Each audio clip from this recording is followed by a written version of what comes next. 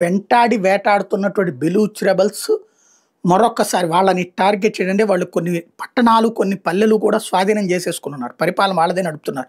పాకిస్తాన్ జెండా తీసేశారు. అది బెలూచ్ స్వతంత్ర దేశం అని ప్రకటించుకుంటూ బెలూచ్ జెండాలు ఎగరేశారు.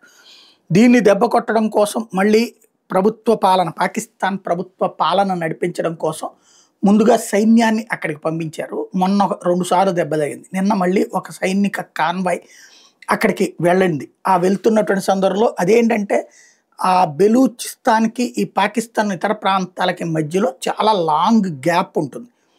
డ్రై ఏరియాగా ఉంటుంది. ఆ రోడ్ల మీద నుంచి రావాలి. ఆ ప్లేసెస్‌లో టార్గెట్ చేస్తున్నారు బెలూచ్ రెబెల్స్. తాజాగా కాన్వాయ్ మీద అటాక్ చేశారు. మందు పాత్రలతో, ఐఈడీలతో పేల్చివేశారు. దీంతో 15 మంది పాకిస్తాన్ సైనికులు ప్రాణాలు కోల్పోయారు.